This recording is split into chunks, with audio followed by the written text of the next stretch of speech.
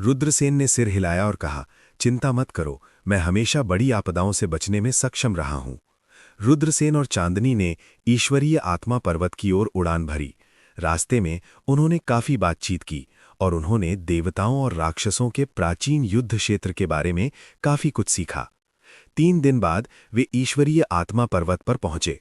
दूर से वे दिव्य प्रकाश को उफनते हुए देख सकते थे और पहाड़ से एक प्राचीन और असीम आभा निकल रही थी। कई कृषक चारों ओर से दौड़ रहे थे। इतने सारे लोग आए हैं, क्या ईश्वरीय आत्मा पर्वत के खजाने हमारे साथ भाग्य में होंगे? रुद्रसेन बुदबुदाया।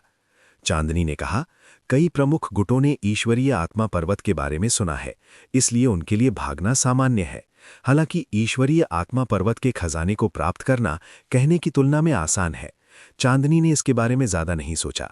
वे दोनों ईश्वरीय आत्मा पर्वत पर उतरे और इसकी गहराई में एक विशाल गुफा थी। कई कृषक गुफा में प्रवेश कर रहे थे, जो ईश्वरीय आत्मा पर्वत के आंतरिक भाग का मार्ग था। प्रवेश करने के बाद सबसे पहले उन्होंने एक विशाल गुफा देखी। गुफा के अंदर दर्जनों मार्ग थे, जो सभी ईश्वरीय आत्मा पर्वत के आंतरिक भाग की ओर ले जाते थे। कई कृषक पहले से ही प्रवेश कर रहे थे। झपट्टा मारना। चांदनी आकाश में उड़ गई और एक मार्ग में प्रवेश कर गई। जल्दी से ईश्वरीय आत्मा पर्वत के आंतरिक भाग में प्रवेश कर गई। रुद्रसेन बता सकता था कि चांदनी उससे अलग होना चाहती थी, इसलिए उसने उसका पीछा नहीं किया। इसके बजाय उसने एक और मार्ग चुना और ईश्वरीय आत्मा पर्वत के आंतरिक भाग में प्रवेश किया। मार्ग सभी दिशाओं में जाते थे और हर जगह प्रतिच्छेदी कांटे थे। ये एक भूल भुलैया की तरह था। एक कांटे से गुजरने के बाद रुद्रसेन ने एक चट्टान की दीवार पर एक उग्र लाल स्पिरिट फल को उगते हुए देखा। एक भदकती फल। ये वही है। रुद्रसेन चौंक गए। ये एक कीमती दवा थी। ब्लेज फल का जीवन काल 2000 वर्ष था। अब जब ये परिपक्व हो गया था, चाहे इसे एक गोली में परिष्कृत किया जाए या सीधे खाया जाए, ये किसी के साधना के आधार को बहुत बढ़ा सकता है। रुद्रसेन तेजी से ब्लेज फल की ओर दौड़े, लेकिन जैसे ही वे सफल होने वाले थे, एक तीर बुजली की गति से रुद्रसेन की ओर चला गया। ऐसा लग रहा था कि ये रुद्रसेन के सीने को छेदने वाला था। अपने खजाने के लिए दूसरों की हत्या करना काश्तकारों की दुनिया में असामान्य नहीं था। स्पष्ट रूप से कोई अंधेरे में छिपा हुआ था, रुद्रसेन को मारने और ब्लेज फल चुराना चाहता था। तीर बहुत अचानक था, लेकिन रुद्रसेन इसे चकमा देने के लिए काफी तेज था। तीर रुद्रसेन के शरीर को पार कर गया और एक खड़खड़ाहट से दूर चट्टान की दीवार को छेद दिया। रुद्रसेन पसीने से तरबतर हो गया। वो तीर वास्तव में खतरनाक था और लगभग उसके शरीर में घुस गया था। फिर रुद्रसेन के चेहरे पर अंधेरा छा गया। अगर उसने समय रहते प्रतिक्रिया नहीं दी होती तो उसकी हत्या कर दी जाती। रुद्रसेन ने इन्फर्न फल को पकड़कर दूर रख दिया। फिर उसने ठंडे स्वर में अपने पीछे के मार्ग को देखा और कहा, ये कौन है? बाहर आओ। सनसनाहट। 2 आकृतियां बाहर निकलीं। वे 2 युवा कृषक थे, जो रुद्रसेन से बहुत बड़े नहीं थे। बाईं ओर नीले रंग के युवा कृषक ने एक क्रॉसबो पकड़े हुए था। जाहिर है वही था जिसने रुद्रसेन पर छिपकर हमला किया था। उस समय उसने तीर को हटा दिया और उपहास किया, तुम किस्मत वाले हो कि तुमने मेरे तीर को चकमा दे दिया। दूसरे व्यक्ति ने ठंडे स्वर में कहा, बच्चे, नरक का फल सौंप दो और हम तुम्हारी जान बख्श देंगे। यदि तुम दयालुता की सराहना करना नहीं जानते तो केवल मृत्यु तुम्हारा इंतजार कर रही है। रुद्रसेन उदासीन दिखे। वे पहले से ही इन दोनों लोगों के अहंकार से क्रोधित थे। वे उन्हें मारना भी चाहते थे। वे ठंडे स्वर में मुस्कुराए और कहा, गंदगी ते ये 2 टुकड़े कहां से आए? हैरानी की बात है, तुमने मुझे ठेस पहुंचाने की हिम्मत की। तुम वास्तव में नहीं जानते कि तुम्हारे लिए क्या अच्छा है। घुटने टेक कर मुझे प्रणाम करो, फिर अपनी ही बाहों को अपंग कर लो। आज मैं तुम्हारी जान बख्श दूंगा, लेकिन यदि तुम दयालुता की सराहना करना नहीं जानते तो मैं तुम्हें नरक के राजा को देखने के लिए भेजूंगा। जब दोनों ने सुना कि इस बच्चे ने इतनी बेशर्मी से शेखी बघारने की हिम्मत की, तो उनके चेहरे हत्या के इरादे से भर गए। बेटे, क्या तुम जानते हो कि हम कौन हैं? हमारी इस तरह बात करने की हिम्मत कैसे हुई? जिस कृषक ने रुद्रसेन पर गोली चलाई, उसने उदास चेहरे के साथ कहा, कौन परवाह करता है कि आप कौन हैं? रुद्रसेन ने उपहास किया। दूसरे व्यक्ति ने ठंडे स्वर में कहा, हम हेवनली किंग संप्रदाय से हैं। तो क्या हुआ? क्या तुम डरते हो? यदि तुम हो तो जल्दी से घुटने टेक दो और हमें कीमती दवा दे दो। जब उन दोनों ने हेवनली किंग संप्रदाय के बारे में बात की तो उनके चेहरे गर्व से भरे हुए थे। रुद्रसेन ने स्वाभाविक रूप से हेवनली किंग संप्रदाय के बारे में सुना था। ये पूर्वी काउंटी की दिव्य भूमि में शीर्ष संप्रदायों में से एक था। ये एक प्राचीन शक्ति थी जिससे 10 प्राचीन शहर भी डरते थे। कोई आश्चर्य नहीं कि ये दोनों किसान इतने घमंडी थे। ये पता चला कि वे हेवनली किंग संप्रदाय से थे। लेकिन क्या हुआ अगर वे हेवनली किंग संप्रदाय से थे? वह क्षेत्र जहां जैनवू देश स्थित था, हेवनली किंग संप्रदाय के प्रभाव क्षेत्र में नहीं था। हेवनली किंग संप्रदाय इसे कंट्रोल नहीं कर सकता था। तो आप हेवनली असेंशन संप्रदाय से हैं। मैंने कभी नहीं सोचा था कि हेवनली असेंशन संप्रदाय में आपके जैसा मलबा होगा। कौन पहले मरना चाहता है? रुद्रसेन की अभिव्यक्ति उदासीन थी जब वे आगे बढ़ा और दोनों की ओर अपना रास्ता मजबूर कर रहा था। वास्तव में कोई ऐसा है जो मौत से नहीं डरता। हेवनली किंग संप्रदाय के दोनों काश्तकारों के चेहरे पर तुरंत ही घातक भाव देखे गए। वे रुद्रसेन को डराना चाहते थे और उन्हें फ्लेमिंग रूट सौंपना चाहते थे, क्योंकि उन्हें लगता था कि रुद्रसेन सरल नहीं थे। एक साधारण व्यक्ति जादुई तीर के हमले से कैसे बच सकता है? हालांकि वे रुद्रसेन का काफी तिरस्कार करते थे, लेकिन ये केवल एक मनोवैज्ञानिक चाल थी। कई लोगों को अपने विरोधियों को गुस्सा दिलाने के लिए ऐसा करना पसंद था। एक बार जब वे क्रोधित हो जाते थे तो उनकी आभा अस्थिर हो जाती थी और उनके लिए युद्ध में अपनी असली ताकत दिखाना मुश्किल हो जाता था। हालांकि अपने दिलों में हेवनली किंग संप्रदाय के दोनों लोग रुद्रसेन को महत्व देते थे। बेशक वे उन्हें महत्व देते थे, लेकिन उन्हें नहीं लगता था कि रुद्रसेन उन दोनों को हरा सकते हैं। उन्होंने रुद्रसेन की साधना को भांप लिया था। वह मार्शल जनरल राज्य के छठे आकाश में था, जबकि हेवनली किंग संप्रदाय के दोनों लोग मार्शल जनरल राज्य के 8वें आकाश में खेती करते थे। हेवनली किंग संप्रदाय के जिस कृषक ने रुद्रसेन पर हमला किया था, उसका नाम उदय था। दूसरे व्यक्ति का नाम युधिष्ठिर था। उदय ने कहा, मैं इस बव्वा से निपटूंगा जो अपनी जगह नहीं जानता। युधिष्ठिर ने बिना किसी प्रतिबद्धता के सिर हिलाया। उसने नहीं सोचा था कि उदय अहंकारी है। छठे आकाश मार्शल जनरल दायरे के कल्टीवेटर के खिलाफ 8वां फर्मामेंट मार्शल जनरल क्षेत्र कल्टीवेटर, 2 स्तरों के अंतर के साथ क्या वो अपने प्रतिद्वंदी को तुरंत मारने में सक्षम नहीं होगा? इसलिए युधिष्ठिर की राय में रुद्रसेन का मरना निश्चित था। वो उदय के व्यक्तित्व को समझते थे। एक बार जब वो एक कदम उठा लेता था तो वो निश्चित रूप से नहीं उठता था। वो निश्चित रूप से अपने प्रतिद्वंदी को मार डालेगा। उदय के व्यक्तित्व को समझने के कारण युधिष्ठिर को पता था कि इस बार रुद्रसेन की मृत्यु अवश्य होगी। भाग्य का कोई मौका नहीं था। उदय भी आगे बढ़ा। उसके मुंह के कोने एक भयावह मुस्कान में बदल गए। वो रुद्रसेन की ओर कदम से कदम मिलाते चलता रहा। अचानक उदय के शरीर के चारों ओर खून की लाल रोशनी दिखाई दी। रक्त लाल रोशनी उसके शरीर की सतह पर बनी हुई थी, जो अतुलनीय रूप से राक्षसी लग रही थी। बव्वा, मेरी ब्लड लाइट फिस्ट के नीचे मरने में सक्षम होने के लिए आपकी मृत्यु को अन्यायपूर्ण नहीं माना जा सकता है, उदय ने ठंडे स्वर में मुस्कुराते हुए कहा। इसके बाद वो हवा में कूद गया और रुद्रसेन के निर्देश पर एक मुक्का फेंका। जब उन्होंने देखा कि रुद्रसेन वास्तव में हिल नहीं रहे हैं, तो युधिष्ठिर के होंठ एक तिरस्कारपूर्ण मुस्कान में बदल गए। उसने मन ही मन सोचा, ये बकरा उदय द्वारा मूर्खतापूर्ण तरीके से डर नहीं सकता था। क्या बेकार बव्वा है।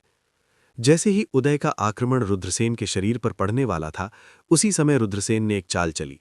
रुद्रसेन के हाथ के चारों ओर घनी बिजली की ऊर्जा घूम रही थी। उस बिजली की ऊर्जा ने एक तीव्र उतार चढ़ाव और कर्कश आवाजें उत्सर्जित की। रुद्रसेन आगे बढ़े, धीमी आवाज में चिल्लाए और उदय पर एक मुक्का फेंका। उस चमकदार बिजली की ऊर्जा में एक आश्चर्यजनक शक्ति थी और वो रुद्रसेन के हाथ में लिपटी हुई थी। रुद्रसेन ने अत्याचारी लाइटनिंग आर्ट को सक्रिय किया और अपने दाहिने हाथ को मुट्ठी में जकड़ लिया। उन्होंने उदय पर एक मुक्का फेंका। बैंग! एक जोरदार धमाके की आवाज सुनाई दी। रुद्रसेन और उदय जमकर टकरा गए। कचा कचा हड्डियों के टूटने की आवाज सुनाई दे रही थी। उदय का हाथ सीधे टूट गया था। आ! उदय ने एक अत्यंत दुखद और तीखी चीख पुकारी। अगले ही पल रुद्रसेन का जोरदार मुक्का उदय के सीने पर लगा। कचा कचा उदय का सीना ढह गया और उसका पूरा शरीर उड़ गया। हवा के बीच में उसने बड़े कौर से खून उगल दिया। उसने जो खून उगला था वो वास्तव में टूटे हुए आंतरिक अंगों के साथ मिला हुआ था।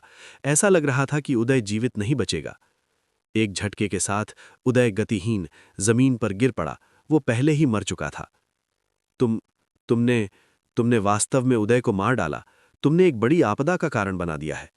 जब युधिष्ठिर ने उदय को मारते हुए देखा तो उसे उदय की पहचान के बारे में पता चला और उसका चेहरा तुरंत बेहद बदसूरत हो गया।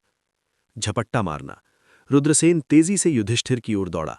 चूंकि उसने उदय को पहले ही मार दिया था, इसलिए भविष्य में होने वाली परेशानियों को रोकने के लिए दूसरे व्यक्ति को भी मार देना चाहिए। रुद्रसेन ने युधिष्ठिर की ओर मुक्का मारा। युधिष्ठिर का चेहरा शक से भर गया। रुद्रसेन के शरीर से बल का उत्सर्जन होता है। वो रुद्रसेन के शरीर से निकलने वाले बल द्वारा दबा दिया गया था और विरोध करने के लिए कुछ भी नहीं कर सकता था। अब जाकर युधिष्ठिर को एहसास हुआ कि जिस व्यक्ति को उसने और उदय ने उकसाया था वो कितना मजबूत था। जैसे ही रुद्रसेन युधिष्ठिर को मारने वाले थे, गुफा से एक भयानक आभा निकली और एक आकृति तेजी से बाहर आई और रुद्रसेन की ओर थप्पड़ मारा। एक जोरदार धमाके के साथ रुद्रसेन और आकृति जमकर टकरा गए। उसके बाद रुद्रसेन को ऐसा लगा जैसे वो किसी प्राचीन पर्वत से टकरा गया हो। उसका पूरा शरीर उड़ रहा था, उसके शरीर में खून उबल रहा था और उसका चेहरा बेहद पीला पड़ गया। वो चौंक गया। जिस व्यक्ति ने हमला किया था वो पुराने नौकर से भी ज्यादा मजबूत था। सनसनाहट, सनसनाहट, सनसनाहट, सनसनाहट, सनसनाहट, सनसनाहट, सनसनाहट। कुल 8 लोग थे। जिस किसान ने अभी अभी हमला किया था वो एक अधेड़ उम्र का किसान था। उसने उदासीनता से रुद्रसेन को देखा। उसकी आंखें हत्या के इरादे से चमक रही थीं। अरे नहीं, उदय मर गया, हम इसे 7वें बुजुर्ग को नहीं समझा सकते हैं, एक महिला ने बदसूरत अभिव्यक्ति के साथ कहा। यह सब तुम्हारी गलती है। तुम्हारी स्वर्गीय राजा संप्रदाय के किसी को मारने की हिम्मत कैसे हुई? तुम मरने के लायक हो, एक भयंकर चेहरे वाले दूसरे किसान ने गुस्से से दहाड़ते हुए कहा। उसकी आंखें क्रूरता से चमक रही थीं। स्वर्गीय राजा संप्रदाय स्वयं में एक ऐसा संप्रदाय था जो न तो अच्छा था और न ही बुरा। ये संप्रदाय अत्यंत आडंबरपूर्ण और क्रूर था। अतीत में स्वर्गीय राजा संप्रदाय के एक शिष्य को दूसरे संप्रदाय के शिष्य के साथ संघर्ष हुआ और उसे नुकसान उठाना पड़ा। स्वर्गीय राजा संप्रदाय ने कार्रवाई की और इस संप्रदाय के गुरु से लेकर रसोइयों तक 3000 से भी अधिक लोगों को मार डाला। इस मामले ने एक बार पूर्वी काउंटी की दिव्य भूमि में भारी हंगामा मचा दिया था। हालांकि स्वर्गीय राजा संप्रदाय का संप्रदाय गुरु बहुत शक्तिशाली था और उसने सोल डिवोरर पैलेस को नष्ट करने की लड़ाई में भी भाग लिया था, इसलिए यह मामला अनसुलझा रह गया। जैसा कि कहा जाता है, एक ट्यूब के माध्यम से तेंदुए को देखा जा सकता है। अक्सर कोई थोड़ी सी बात से किसी व्यक्ति के चरित्र या संप्रदाय की शैली को बता सकता है। स्वर्गीय राजा संप्रदाय स्पष्ट रूप से इस प्रकार का संप्रदाय था जो बेरहमी से कार्य करता था और इसमें कोई संदेह नहीं था। रुद्रसेन उदासीन दिखे और बोले, क्या आपको मुझे मारने की अनुमति है? क्या आप मुझे स्वर्गीय राजा संप्रदाय के लोगों को मारने की अनुमति नहीं देते हैं? कितना हास्यास्पद और मूर्खतापूर्ण बयान है। जब आपके पास शक्ति नहीं है तो आप मौत की तलाश के लिए किसे दोष दे सकते हैं?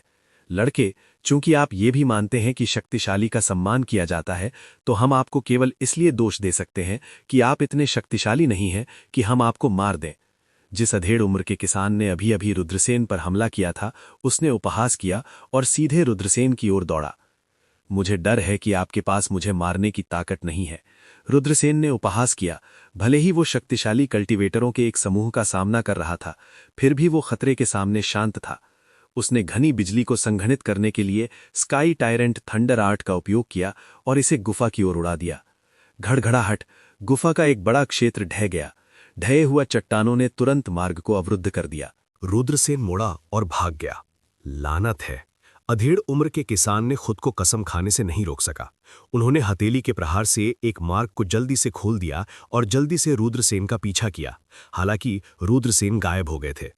रुद्रसेन गुफा की गहराई की ओर दौड़े। गुफा की गहराई में सुरंगों को सभी दिशाओं में घुमाया और फहराया गया था। रुद्रसेन रुकने से पहले सड़क पर 1 दर्जन से अधिक कांटों से गुजरे। उसे लगा कि उसे उन लोगों को स्काई संप्रदाय से हिला देना चाहिए था। रुद्रसेन इस बात पर विचार कर रहे थे कि क्या उन्हें सीधे अग्निफल को परिष्कृत करना चाहिए या इसका उपयोग एक गोली को परिष्कृत करने के लिए करना चाहिए। फायर पिल एक गहन रैंक की गोली थी, इसलिए उसे फिलहाल इसे परिष्कृत करने में सक्षम नहीं होना चाहिए। अगर वो इसे फायर पिल में परिष्कृत करना चाहता है तो उसे कुछ समय इंतजार करना होगा। अंत में रुद्रसेन ने भविष्य में रेजिंग फ्लेम पिल परिष्कृत करने के लिए इस रेजिंग फ्लेम फ्रूट को रखने का फैसला किया। ऐसी कीमती दवा वास्तव में दुर्लभ थी।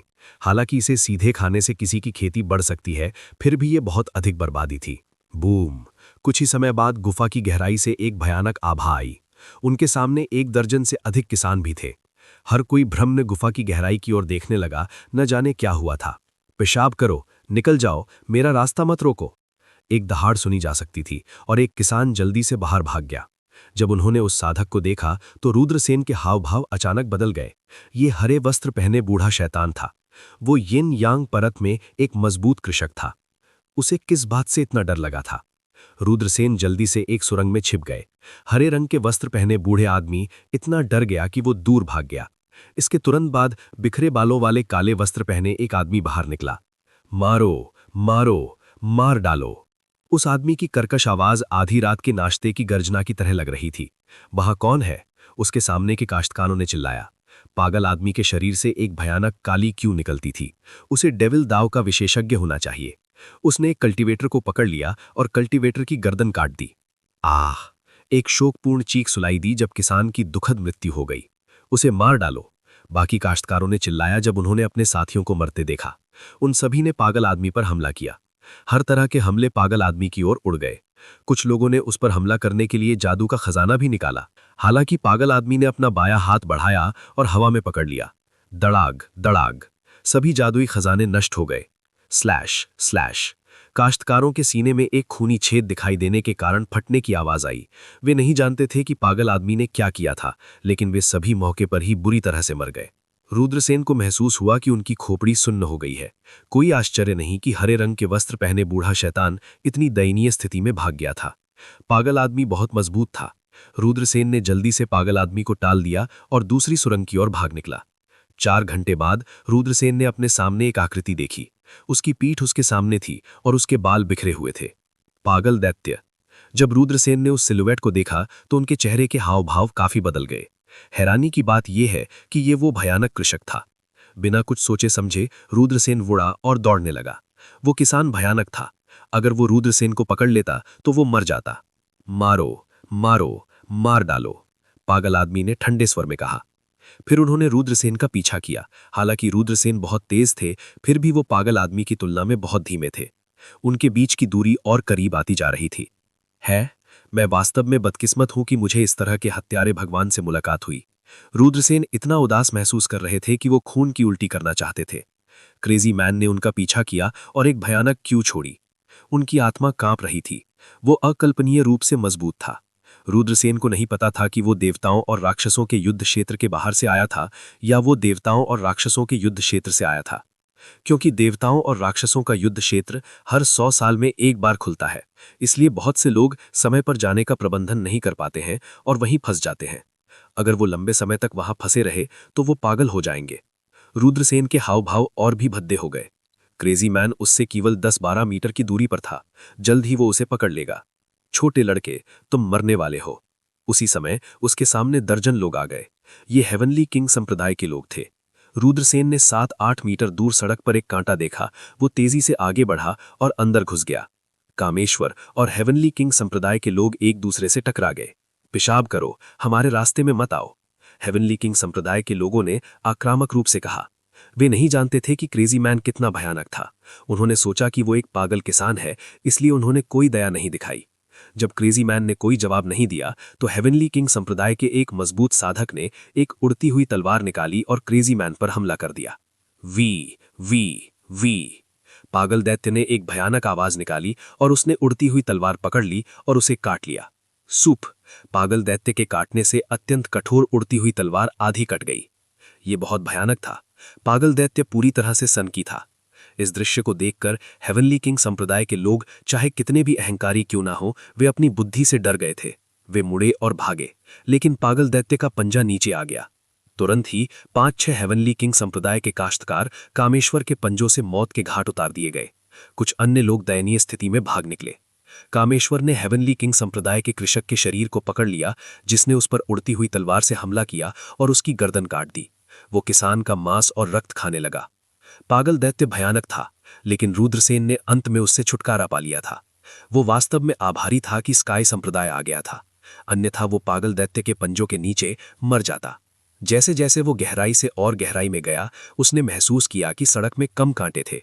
कई कांटे एक साथ मिल गए और पहाड़ में गहराई तक ले गए। पहाड़ की गहराई में एक प्राचीन गुफा है। ऐसा कहा जाता है कि वहां एक ताबूत है। ऐसा लगता है जैसे वहां कोई देवता दफन है। ये सुनकर रुद्रसेन चकित रह गए। सनसनाहट। रुद्रसेन भी पहाड़ में गहराई तक उड़ गए। अंत में वो देवताओं और राक्षसों के युद्ध क्षेत्र के सबसे गहरे हिस्से में पहुंचा। ये एक विशाल गुफा थी जिसमें हजारों लोग बैठ सकते थे। जब रुद्रसेन पहुंचे तो कई मजबूत कृषक वहां पहले से ही जमा हो गए थे। वे सभी गुफा की गहराई में देख रहे थे। सबसे मजबूत कृषक गुफा के केंद्र में थे। कई अन्य किसान इधर उधर बिखरे हुए थे। वे भी अवसरों का इंतजार कर रहे थे। स्वर्ग और धरती में अवसर रहस्यमयी चीजें होती हैं। मजबूत होने का मतलब ये नहीं था कि अवसर आपका होगा। ज्यादातर समय ऐसा नहीं था। प्राचीन मजबूत किसान जो अपने पीछे खजाने और विरासत छोड़कर गए थे, उनके पास आमतौर पर बैकअप प्लान होता था। वे उन लोगों को सुरक्षित रूप से भेज सकते थे जो उनके भाग्य में थे। यही कारण था कि हर बार जब कोई प्राचीन गुफा, हवेली या प्राचीन विरासत दिखाई देती थी तो उनकी ताकत की परवाह किए बिना बहुत सारे लोग इसमें आते थे। उस गुफा में कई मजबूत किसान इकट्ठे हुए थे। रुद्रसेन ने जतिन, चांदनी, ईशानी, काविन और कई अन्य मजबूत काश्तकारों को देखा। युवा पीढ़ी के 5 या 6 मजबूत किसान भी थे। उनकी कीयूई जतिन और अन्य लोगों की तुलना में बहुत कमजोर नहीं थी। वे मजबूत काश्तकारों के साथ प्रतिस्पर्धा कर सकते थे, लेकिन रुद्रसेन उन्हें नहीं जानते थे। बेशक पवित्र भूमि और प्राचीन राजवंशों के मजबूत किसान भी थे। वे वहां के सबसे मजबूत किसान थे। द पागल दानव धाड़ के साथ बाहर से उड़ गया। ये वो पागल दानव है, जल्दी करो और चकमा दो। पागल दानव को देखकर कई लोग चिल्लाए। वे जल्दी से चकमा दे गए। जाहिर है कई लोगों ने इस पागल दानव को देखा था और जानते थे कि वो कितना भयानक था। जब उन्होंने उसे फिर से देखा तो उनके दिलों में केवल भय और भय था। इस बार मैड डेविल हत्या की होड़ में नहीं गया। वो गुफा में खड़ा था और एक भयावह हंसी छोड़ते हुए ताबूत को देखा। कई लोगों ने महसूस किया कि जब उन्होंने उसकी भयावह हंसी सुनी तो उनके रोंगटे खड़े हो गए हैं। सौभाग्य से मैड डेविल ने इस बार उन पर हमला नहीं किया, जिससे उन्हें थोड़ा और सहज महसूस हुआ। इस जगह को डिवाइन स्पिरिट माउंटेन कहा जाता है। चूंकि इसे दिव्य आत्मा पर्वत कहा जाता है, इसलिए ये वो स्थान होना चाहिए जहां देवताओं को दफनाया जाता है। यहाँ एक पत्थर का ताबूत दिखाई दिया है। क्या भगवान अंदर दफन है? किसी ने कहा जलती हुई निगाहों से ताबूत को देखते हुए। शायद भगवान की विरासत ताबूत में दफन हो गई थी। ताबूत बहुत खास था। वे नहीं जानते थे कि ये किस चीज से बना था, लेकिन ये 81 पत्थर की कीलों से बना था। वो गुफा के बीच में अकेला पड़ा था। कई मजबूत किसान उसे देख रहे थे। रुद्रसेन ने भौहें सिकोड़ लीं। उसे लग रहा था कि पत्थर का ताबूत सरल नहीं था। ताबूत पर कुछ अस्पष्ट निशान थे, लेकिन वो बेहोश रूप से देख सकता था कि कुछ जटिल और जटिल निशान थे जो एक दूसरे के साथ जुड़े हुए थे। उन्होंने पूरे ताबूत को ढक लिया और 81 पत्थर की कीलों से जुड़े हुए थे, जिन्होंने ताबूत को सील कर दिया था। अगर ये वास्तव में एक भगवान है तो ये अकल्पनीय है। इसमें कुछ अविश्वसनीय रहस्य होना चाहिए, किसी ने कहा। कितना अशुभ, कितना अशुभ। रुद्रसेन ने लोगों की फुसफुसाहट सुनी।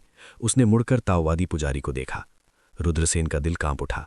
क्या ताओवादी पुजारी वास्तव में इतना मजबूत था या वो सिर्फ एक धोखेबाज था? ताओवादी पुजारी, ये दुर्भाग्य होना चाहिए। रुद्रसेन चला गया। ताओवादी पुजारी चौंक गया। जब उसने रुद्रसेन को देखा तो वो अपनी आंखें घुमाए बिना नहीं रह सका। तुम फिर से क्यों हो? न पता मैं कहाँ जाता हूँ, मैं हमेशा तुमसे मिलता हूँ। मुझे ईमानदारी से बताओ, क्या तुम मेरा पीछा कर रहे हो? क्या तुम्हारे मन में मेरे प्रति कोई बुरा इरादा है? रुद्रसेन अबाक रह गए। इस ताओवादी पुजारी ने हिम्मत कैसे की ऐसा कुछ कहने की? न पता मैं कहाँ जाता हूँ, तुम ही हो जो भूत की तरह दिखाई देते रहते हो। अब तुम वास्तव में मुझे काटने की कोशिश कर रहे हो। रुद्रसेन ताओवादी पुजारी के साथ बहस नहीं करना चाहते थे। उन्होंने पूछा, अशुभ से आपका क्या मतलब है? ताओवादी पुजारी ने अपना सिर हिलाया। आपने गलत सुना होगा। उसके बाद दाओवादी लावन गुफा से बाहर निकल गया। वो प्रवेश द्वार पर खड़ा हो गया और गुफा के अंदर देखा। ऐसा लग रहा था कि अगर उसे कुछ भी गलत महसूस हुआ तो वो तुरंत भाग जाएगा। उसी समय एक मजबूत किसान आखिरकार बोला। ये एक प्राचीन संप्रदाय का उपनेता था। डिवाइन हेवन सेक्ट एक प्राचीन संप्रदाय था जो 1 लाख से ज्यादा समय से अस्तित्व में था। यह बेहद शक्तिशाली था। डिवाइन हेवन सेक्ट के उपनेता का नाम शैन तैमूर था और उनकी साधना का स्तर बहुत ऊंचा था। हर कोई, हम ताबूत खोलने के लिए मिलकर काम क्यों नहीं करते? शैन तैमूर ने कहा। उन्होंने पहले ही अपना निर्णय कर लिया था। चलो फिर ताबूत खोलते हैं। कई मजबूत किसानों ने सिर हिलाया। कुल 15 लोग ताबूत की ओर चले। वे सभी प्राचीन संप्रदायों के मजबूत साधक हैं। अन्य उनके समान स्तर पर होने के योग्य नहीं है, किसी ने कहा। इस समय हर किसी को बाहर निकलने का अधिकार नहीं था।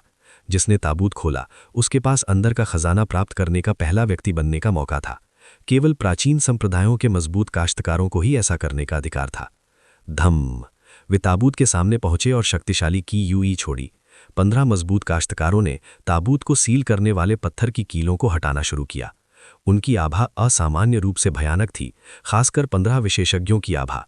इससे हवा भर गई, जिससे कई लोगों को दम घुटने लगा। कमजोर काश्तकारों को लगभग दबाव से जमीन पर घुटने टेकने के लिए मजबूर होना पड़ा। कितना डरावना है! वे सभी मजबूत कृषक हैं। रुद्रसेन ने अपनी आंखें सिकोड़ लीं। बेशक कुछ मजबूत कृषक भी थे जिन्होंने कोई कदम नहीं उठाया, जैसे कि युवा पीढ़ी की प्रतिभाएं या पागल दावव, और कुछ ऐसे भी थे जो जानबूझकर अपनी ताकत छिपा रहे थे। पत्थर की कीलें एक एक करके हटाई गईं। ताबूत लूज होने लगा। कई लोग घबराहट से अपने सामने के दृश्य को देख रहे थे, ताबूत खुलने का इंतजार कर रहे थे। 64 पत्थर की कीलें हटा ली गई हैं। जल्द ही ताबूत खोला जाएगा। अंदर क्या है? क्या वास्तव में एक प्राचीन देवता है? क्या प्राचीन देवताओं की विरासत वहां है? कई लोग उत्साह से चर्चा कर रहे थे। देखो वो क्या है? कोई अचानक चिल्लाया और ताबूत की ओर इशारा किया। सभी ने देखा। वो क्या है? रुद्रसेन चौंक गए। उसे महसूस हुआ कि उसकी खोपड़ी सुन्न हो गई है। ताबूत से लाल रंग का खून बहने लगा। रक्त ने चौंकाने वाली मात्रा में ऊर्जा और दिव्य शक्ति का उत्सर्जन किया। ऐसा लग रहा था कि ये देवताओं और राक्षसों का पौराणिक खून था। हे स्वर्ग, ताबूत से खून क्यों बह रहा है? ये बहुत अजीब है। कई लोगों को लगा कि उनकी खोपड़ी सुन्न हो गई है। हर किसी ने महसूस किया कि उनके बाल खड़े हो गए हैं। जिनमें 15 महत्वपूर्ण लोग भी शामिल थे जो ताबूत खोलने की कोशिश कर रहे थे। उन्होंने इतना राक्षसी और भयानक कभी नहीं देखा था। ताबूत नहीं खोड़ा गया था, लेकिन खून पहले से ही बह रहा था। वह खून बहुत राक्षसी था। के पागल शैतान ने चिल्लाया। उसकी हंसी बहुत भयानक और भयानक थी। इसने कई लोगों को और भी अधिक भयभीत पर भावनात्मक रूप से प्रभावित कर दिया। पत्थर का ताबूत डरावना था। ये संभावना थी कि कुछ चीजें अंदर दबी हुई थीं जो किसी को भी भावनात्मक रूप से प्रभावित करने का कारण बन जाएंगी। इस तरह की राक्षसी तकनीक मेरे दिल को कैसे परेशान कर सकती है। हर कोई, भले ही उस ताबूत में कोई भगवान दफन हो, वो इतने सालों से मर चुका है, वो मेरे साथ क्या कर सकता है? महत्वपूर्ण लोगों में से एक ने ठंडे स्वर में कहा। वे स्वर्गीय राजा संप्रदाय के 7वें बुजुर्ग महेश्वर हैं। वे भयानक रूप से मजबूत हैं, किसी ने कहा। रुद्रसेन ने अपनी ठुड्डी को रगड़ा। आश्चर्यजनक रूप से वे स्वर्गीय राजा संप्रदाय से थे। उसने गुफा में उसके साथ लड़ने वाले किसी भी व्यक्ति को नहीं देखा था। उसे आश्चर्य हुआ कि क्या मैडमैन ने उन सभी को मार डाला है। भाई निर्नाम सही कह रहे हैं। हम में से बहुत से लोग यहाँ हैं, हमें निडर होना चाहिए, एक और व्यक्ति ने कहा। हमें निडर होना चाहिए, एक और महत्वपूर्ण व्यक्ति ने कहा। उन सभी महत्वपूर्ण लोगों को बहुत कुछ झेलना पड़ा था। वे सभी प्रकार की कठिन परिस्थितियों से निपट सकते थे। उन्होंने खुद को शांत किया और पत्थर के नाखून खींचना जारी रखा।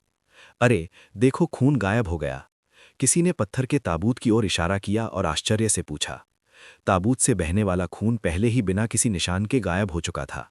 ऐसा लग रहा था जैसे पहले सभी ने जो कुछ भी देखा था वो सिर्फ एक भ्रम था। कई लोगों ने भौएं चढ़ाईं। बिना किसी कारण के खून क्यों गायब हो गया था? और ये बहुत ही अजीब तरीके से गायब हो गया था। किसी ने ध्यान नहीं दिया था कि खून कैसे गायब हो गया था। महेश्वर ठंडे स्वर में मुस्कुराया। मैंने आपको बहुत समय पहले बताया था कि ये हमें परेशान करने की राक्षसी तकनीक है। ये बिल्कुल वैसा ही है जैसा मैंने कहा था। ताबूत में खून सिर्फ एक भ्रम है। हम ताबूत खोलने जा रहे हैं। महेश्वर कुछ हद तक अपने आप से प्रसन्न थे और ऐसा भी लग रहा था कि वे संकेत दे रहे थे। हालांकि उनकी क्षमता वास्तव में बहुत मजबूत थी और अन्य महत्वपूर्ण हस्तियों ने सहमति में सिर हिलाया। हे, मैट डेविल फिर हंसा। कई लोगों को लगा कि उनकी त्वचा पर रोंगटे खड़े हो गए हैं। उन्होंने जल्दी से उस क्षेत्र को छोड़ दिया जहां मैट डेविल खड़ा था। रुद्रसेन ने मैट डेविल की ओर देखा। उसने देखा कि मैट डेविल ब्लैकस्टोन वैली को घूर रहा था। इससे रुद्रसेन की भौएं तन गईं। मैट डेविल की निगाहें अजीब थीं। हालांकि रुद्रसेन ये नहीं बता सकते थे कि क्या गलत था। पागल दानव कुछ महसूस कर रहा था और उसने रुद्रसेन की ओर देखा। जब उनकी आंखें मिलीं तो रुद्रसेन ने महसूस किया कि उनका शरीर अकड़ गया है। ऐसा लग रहा था मानो वे किसी अथाह आबास में गिर गया हो। पागल दानव बहुत डरावना था। रुद्रसेन ने जल्दी से दूसरी ओर देखा और बेहतर महसूस किया। इस समय सभी की निगाहें और ध्यान पत्थर के ताबूत पर थे, क्योंकि पत्थर के कीलों को एक एक करके बाहर निकाला जा रहा था। 81 पत्थर के कीलों में से केवल 6 ही बचे थे। ओह, ये बड़े शॉट्स आखिरकार राहत की सांस ले सकते हैं। क्योंकि ये पत्थर की कीलें पत्थर के ताबूत पर गठन पैटर्न से जुड़े हुए थे, इसलिए पत्थर के किसी एक कील को बाहर निकालने के लिए बहुत अधिक जादुई शक्ति की आवश्यकता होगी।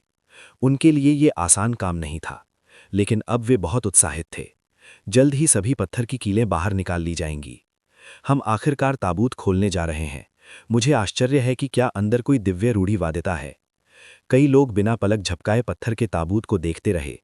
ये एक अत्यंत महत्वपूर्ण क्षण था। रुद्रसेन ने अपनी ठुड्डी को रगड़ा और बुदबुदाया।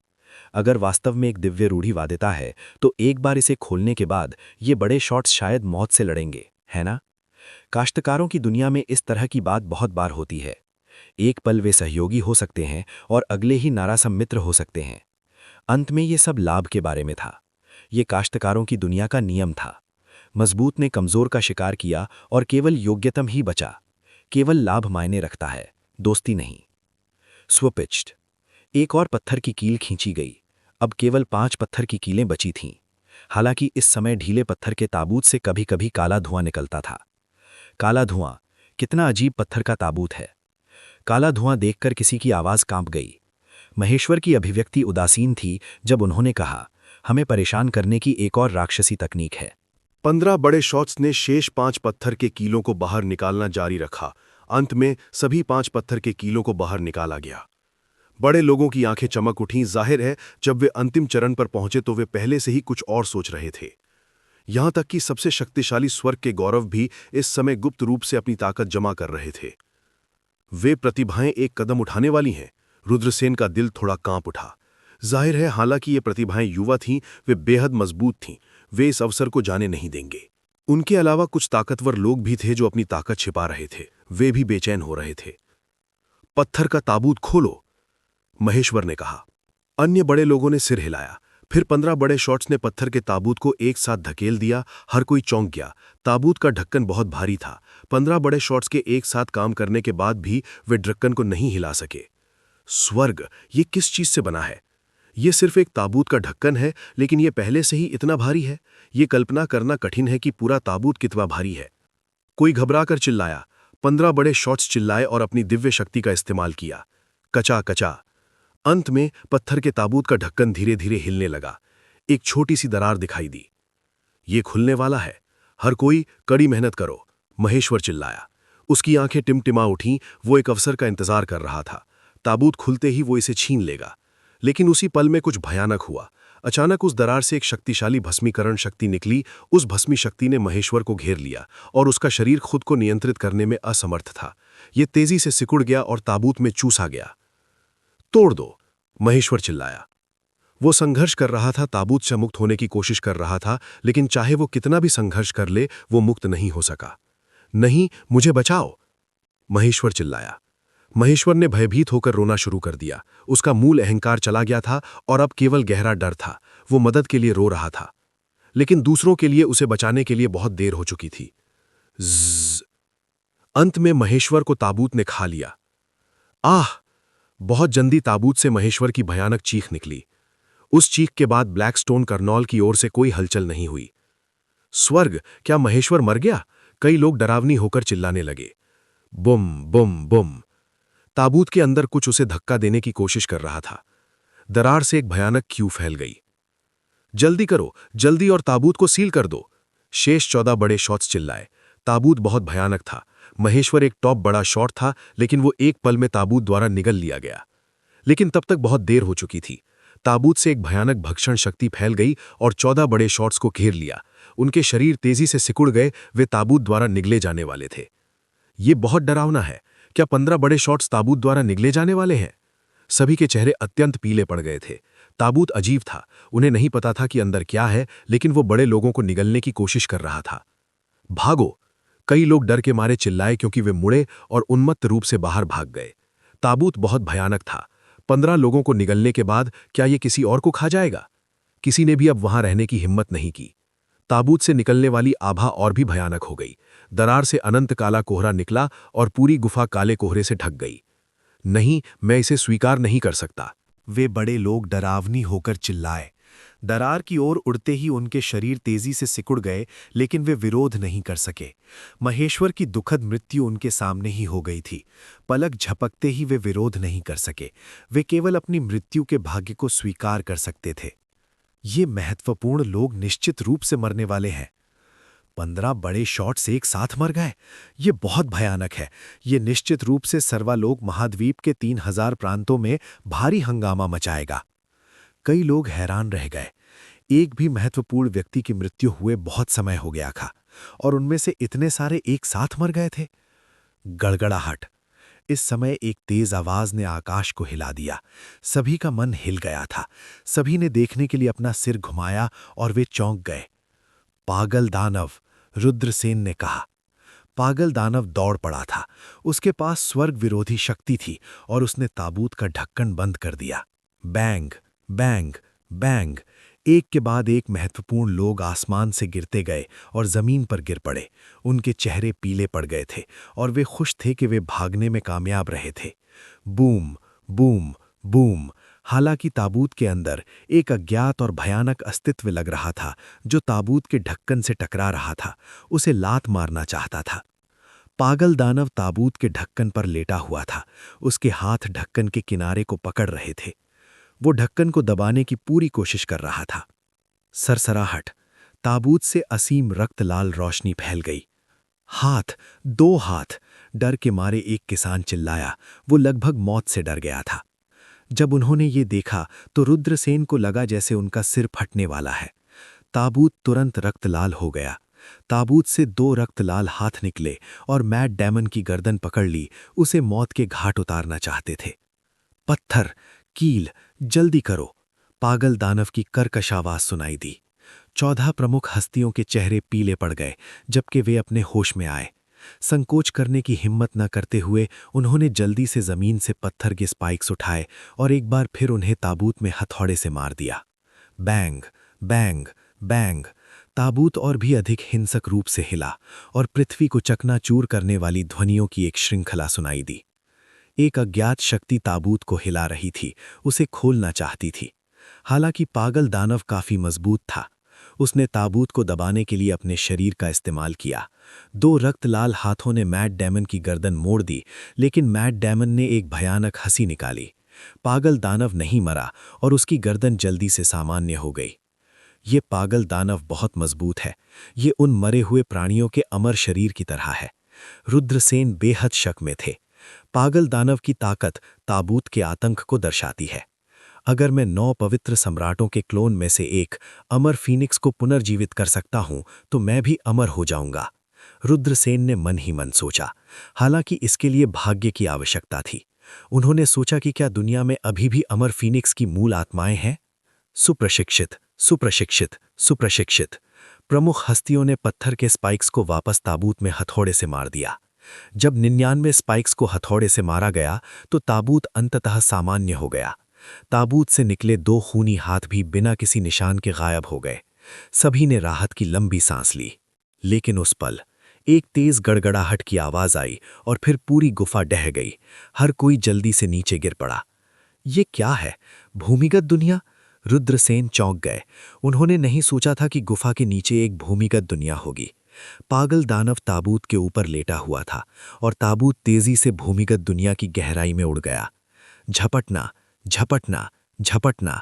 एक के बाद एक आकृतियां उतरती गईं। चारों ओर बड़ी बड़ी दीवारें थीं और आड़ी तिरछी तुरंगें थीं। ये एक भूल भुलैया की तरह था।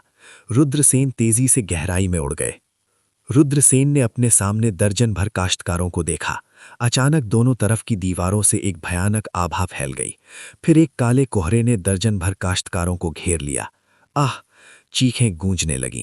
उसके बाद काश्तकार बिना किसी निशान के गायब हो गए। वे रुद्रसेन से ज्यादा दूर नहीं थे, केवल 20 मीटर की दूरी पर थे, लेकिन वे रहस्यमयी तरीके से गायब हो गए थे। रुद्रसेन के हाव भाव बदसूरत हो गए। उन लोगों को शायद दुर्भाग्य का सामना करना पड़ा था, लेकिन वो नहीं जानता था कि उन्हें किसने निगल लिया था। झपटना। रुद्रसेन ने यहां रहने की हिम्मत नहीं की। वो जल्दी से दूर उड़ गया।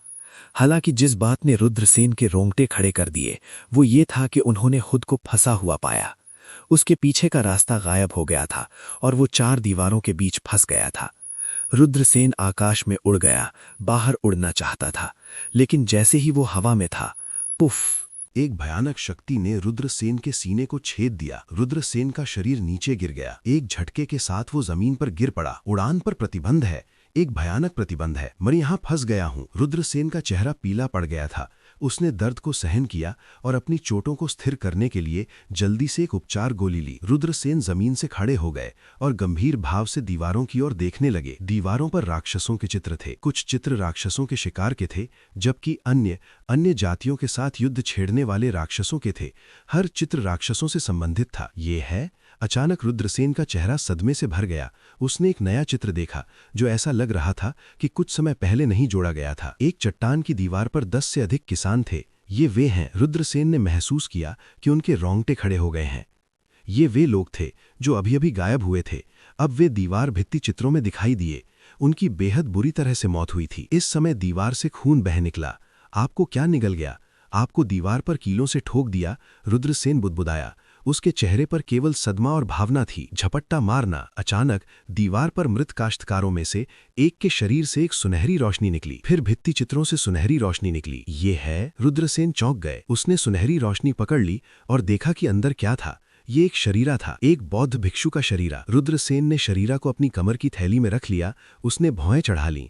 वो यहाँ दानव दीवार से फंस गया था और बच नहीं सकता। क्या मैं यहाँ फंस जाऊंगा और उन काश्तकारों की तरह मर जाऊंगा? क्या मैं दानव दीवार पर एक भित्ति चित्र बनने जा रहा हूँ? रुद्रसेन बुदबुदाया। वो बहुत अनिच्छुक था। वो यहाँ मरना नहीं चाहता था। दानव दीवार से एक ठंडी और उदास आभा फैली। रुद्रसेन को अंतहीन अंधेरा छा गया, ठीक वैसे ही जैसे उसने पहले से ही काश्तकारों को निगल लिया था। रुद्रसेन का चेहरा बहुत बुरा लगा।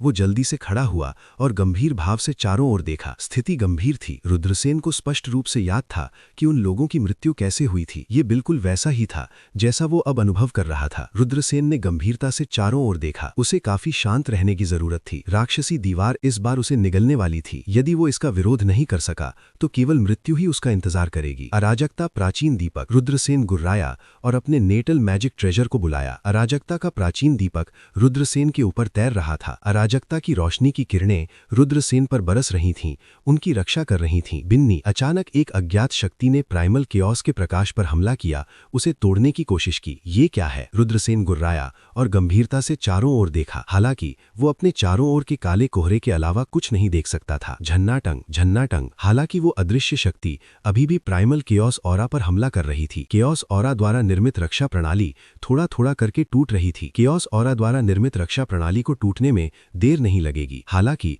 रुद्रसेन को राक्षसी दीवार को तोड़ने का कोई रास्ता नहीं मिल रहा था। Clang clang. जंजीरों के टकराने की आवाज उसके कानों में गूंज रही थी। ऐसा लग रहा था जैसे नीदर वर्ल्ड से सोल रीपर आ गया हो। रुद्रसेन को अपनी रीढ़ की हड्डी में ठंड लग गई। लाशों को चबाने की आवाज ने रुद्रसेन को हिला दिया। दराड़। दूरदूषित। 1 घंटे के चौथाई बाद प्राइमल केओस प्राचीन दीपक की रक्षा चकनाचूर हो गई। अंतहीन ठंडी और उदास आभा रुद्रसेन को घेर लिया। रुद्रसेन का शरीर अकड़ गया। आर्कीनियन ड्रैगन्स्क्यू एलिफेंट टेक्निक। रुद्रसेन ने दांत पीसे। वो अन्य काश्तकारों की तरह यहां मरने को तैयार नहीं था। उन्होंने अपने सामने प्रतिकूल स्थिति को हल करने की उम्मीद करते हुए आर्कीनियन ड्रैगन्स्क्यू एलिफेंट कला प्रसारित करना शुरू कर दिया। उसका शरीर काफी बेहतर महसूस कर रहा था। हालांकि एक हड्डी को ठंड करने वाली आभा ने अचानक उसे पीछे से घेर लिया। ऐसा लग रहा था जैसे उसके पीछे एक शायद बेहद डरावना अस्तित्व प्रकट हो गया हो। रुद्रसेन देखने के लिए घूमना चाहते थे, लेकिन वो असफल रहे। उसका शरीर बिल्कुल भी नहीं हिल सकता था, जैसे कि उसे स्थान पर तय कर दिया गया हो। वो भयानक आभा रुद्रसेन को निगलने वाली थी।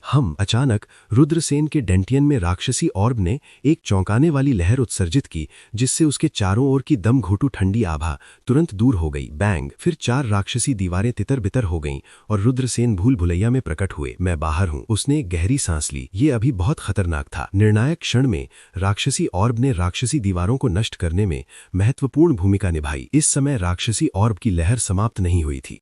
अंधेरा, अंडरवर्ल्ड, पैशाचिक किताब। अचानक राक्षसी ओर्ब से एक विचार आया। जब राक्षसी ओर्ब ने फायर किलिन की दिव्य शक्ति को निगल लिया तो रुद्रसेन को पता था कि राक्षसी ओर्ब में असामान्य रूप से शक्तिशाली आर्टिफैक्ट स्पिरिट है।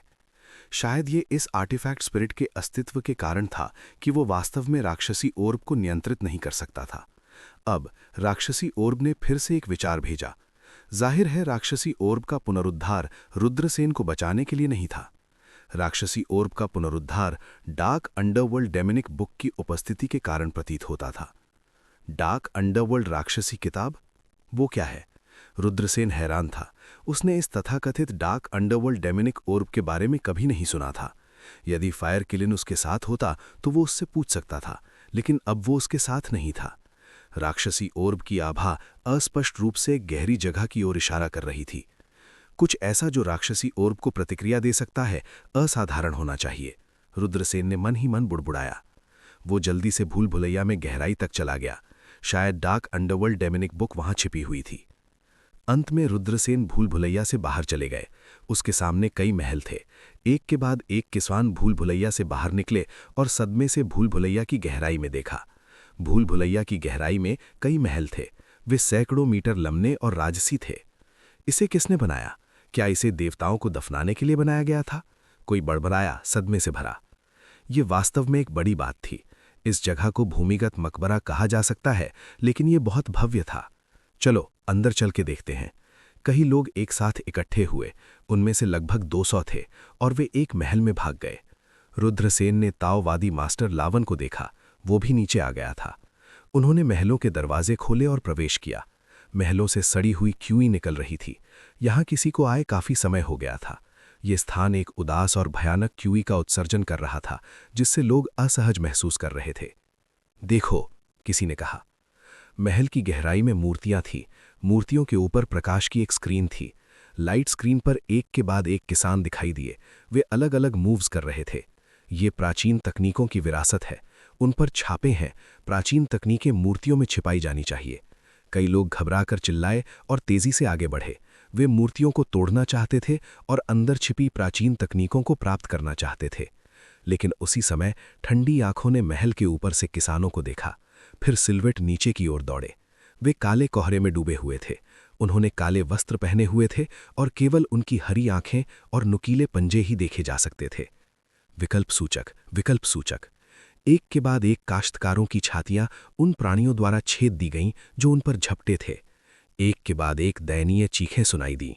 एक पल में 10 से ज्यादा लोग मारे गए। वो क्या बकवास है? कई लोग घबराकर चिल्लाने लगे।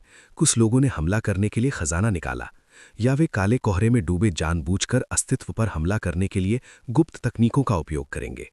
हालांकि रोंगटे खड़े कर देने वाला एक दृश्य हुआ।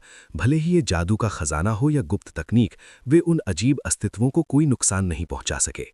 विकल्प सूचक, विकल्प सूचक। इसके बजाय एक के बाद एक काश्तकारों को मार दिया गया। पलक झपकते ही 20 से ज्यादा लोग मारे गए।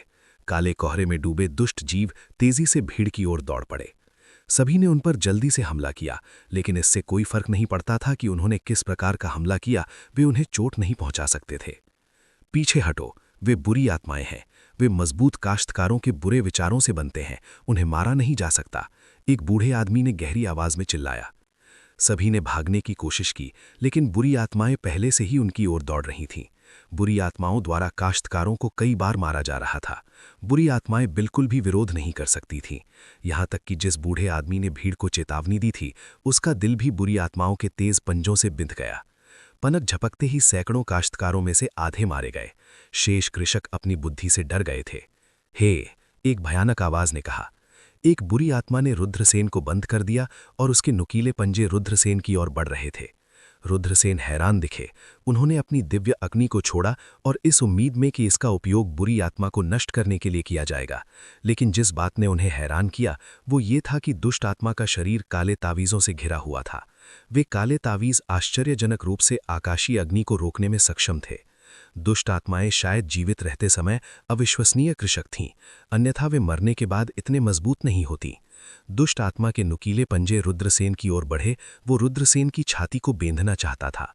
दुष्ट आत्मा वास्तव में भयानक थी। इसने सभी हमलों को नजरअंदाज किया। अब जबकि दुष्ट आत्मा से रुद्रसेन पर हमला हो रहा था, उनके लिए बचना मुश्किल था। हमला रुद्रसेन की छाती को बेंधने वाला था। बज़! अचानक रुद्रसेन के ब्रोकेड थैली से एक बौद्ध प्रकाश निकला और रुद्रसेन के शरीर को ढक लिया। जब दुष्ट आत्मा का हमला उस तक पहुंचा तो वो बौद्ध प्रकाश द्वारा अवरुद्ध हो गया। Sizzle, sizzle, sizzle. इसके अलावा दुष्ट आत्मा के पंजे काला धुआं छोड़ रहे थे। चीख, चीख। दुष्ट आत्मा गंभीर रूप से घायल हो गई। दुष्ट आत्मा आग से नहीं डरती थी, लेकिन वो बौद्ध धर्म की शक्ति से डरती थी। ये एक शरीरा है। रुद्रसेन की आंखें चमक उठीं। उसे वो शरीरा याद आई जो उसने शैतानों की दीवार से प्राप्त की थी। तथाकथित शरीरा आमतौर पर एक प्रख्यात बौद्ध भिक्षु के निधन के बाद बौद्ध धर्म की एक पवित्र वस्तु थी। उनके शरीर में बौद्ध हड्डियां अमर थीं। दुष्ट आत्मा के घायल होने के बाद वो पूरी तरह से पागल हो गई। इसने एक तीक्ष्ण और कान छेदने वाली चीख छोड़ी। दुष्ट आत्मा के शरीर से एक भयानक आभा उत्सर्जित हुई थी।